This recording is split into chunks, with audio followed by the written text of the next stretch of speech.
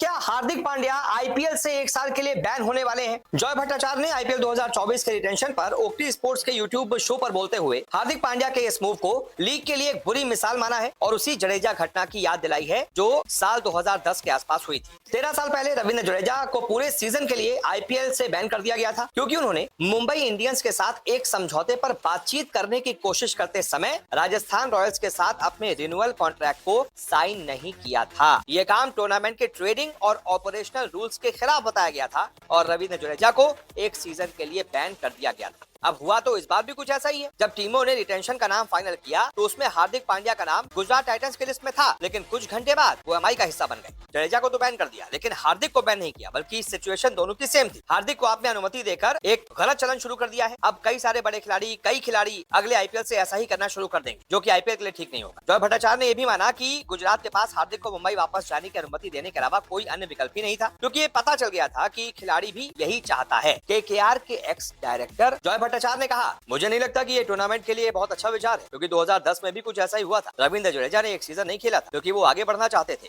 और फ्रेंचाइजी ने उन्हें साइन कर लिया था। उन्होंने कहा था कि वो अब राजस्थान रॉयल्स के लिए नहीं खेलना चाहते और इसलिए उन पर एक साल का प्रतिबंध लगा दिया गया था, क्योंकि उन्होंने कहा था कि आप सिस्टम को नहीं तोड़ सकते। अगर कोई खिलाड़ी अचानक कहे कि मुझे नीलामी से ले लो लेकिन मैं तुम्हारे लिए नहीं खेलना चाहता, और एक बार जब आप इस ट्रेंड को प्रोत्साहित करना शुरू कर देंगे तो उस रास्ते पर जाना अच्छा विचार नहीं होगा। इसलिए 2010 में इसे रोक दिया गया था, लेकिन 2023 में आपने एक बड़े खिलाड़ी के साथ ऐसा होने दिया। इसकी सच्चाई ये है कि एक बार जब आप इसकी अनुमति देना शुरू कर देंगे तो खिलाड़ियों को एहसास होगा कि अगर वो इतना हंगामा कर सकते हैं तो फ्रेंचाइजी उन्हें छोड़ देगी। मुझे नहीं लगता कि ये लीग के लिए एक अच्छी मिसाल है। उन्होंने कहा, गुजरात के पास दो विकल्प थे, वो उसे जाने की अनुमति दे सकते, ट्रेड से कुछ पैसे कमा सकते थे और फ्रेंचाइजी के लिए कुछ पैसे प्राप्त कर सकते थे, जो एक और बड़े नाम वाले खिलाड़ी को बनाए रखने के लिए पर्याप्त था। दूसरा विकल्प ये है कि हार्दिक कहें कि वो जाना चाहते हैं, मुझे उनसे औसत प्रदर्शन का एक सीजन मिलेगा, फिर वो चला जाएगा और मुझे इससे कुछ नहीं मिलेगा। इसलिए परिस्थितियों को देखते हुए गुजरात कोई अन्य विकल्प नहीं चुन सकता था। रूल 2008 के आईपीएल से भी वही था, 9 में भी वही था, 10 में भी वही था, आज भी वही है। तो ऐसे में जिस रूल के तहत जडेजा को बैन कर दिया गया, क्या हार्दिक को भी बैन किया जाएगा?